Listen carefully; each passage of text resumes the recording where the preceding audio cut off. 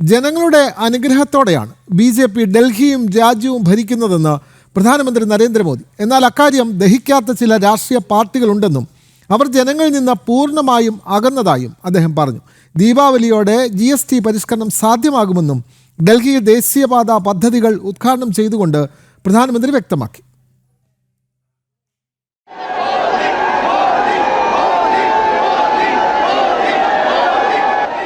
ഡൽഹിയിൽ രോഹിണിയിൽ ജനങ്ങളെ അഭിവാദ്യം ചെയ്തുകൊണ്ട് റോഡ് ഷോ നടത്തിയും നിർമ്മാണം പൂർത്തിയായ ഹൈവേ സന്ദർശിച്ച ശേഷവുമാണ് പ്രധാനമന്ത്രി നരേന്ദ്രമോദി ഉദ്ഘാടനവേദിയിലെത്തിയത്. ദ്വാരക എക്സ്പ്രസ് വേയുടെ ഡൽഹി സെക്ഷനും അർബൻ എക്സ്റ്റൻഷൻ റോഡും പ്രധാനമന്ത്രി ഉദ്ഘാടനം ചെയ്തു. ഡൽഹി, ഹരിയാന, ഉത്തർപ്രദേശ്, രാജസ്ഥാൻ സംസ്ഥാനങ്ങളിൽ ഒരേ സമയം BJP അധികാരത്തിലെത്തുന്നത് ആദ്യമായാണ്.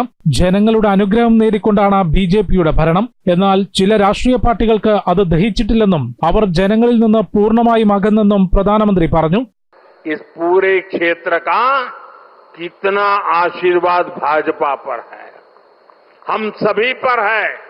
इसलिए हम अपना दायित्व समझकर दिल्ली NCR के विकास में जुटे हैं. हालांकि कुछ राजनीतिक दल हैं जो जनता के इस आशीर्वाद को अभी भी पचा नहीं पा रहे.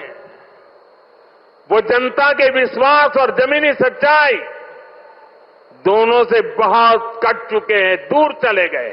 GST പരിഷ്കരണത്തിലൂടെ ദീപാവലിക്ക് ജനങ്ങൾക്ക് ഇരട്ടി ബോണസ് ലഭിക്കും. GST ലളിതമാക്കാനും നികുതി പരിഷ്കരണത്തിനുമാണ് ശ്രമിക്കുന്നത്.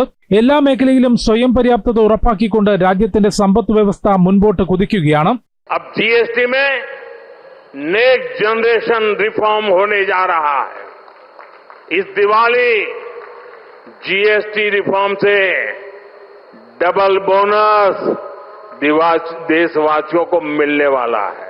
വികസിത ഭാരതം എന്ന നേട്ടം കൈവരിക്കുമ്പോൾ രാജ്യത്തിന്റെ തലസ്ഥാനമായ ഡൽഹിയിലും വിപ്ലവകരമായ മാറ്റങ്ങൾ ഉണ്ടാകണമെന്നും അദ്ദേഹം പറഞ്ഞു.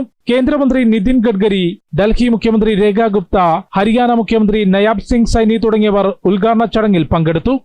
ജനം, ഡൽഹി.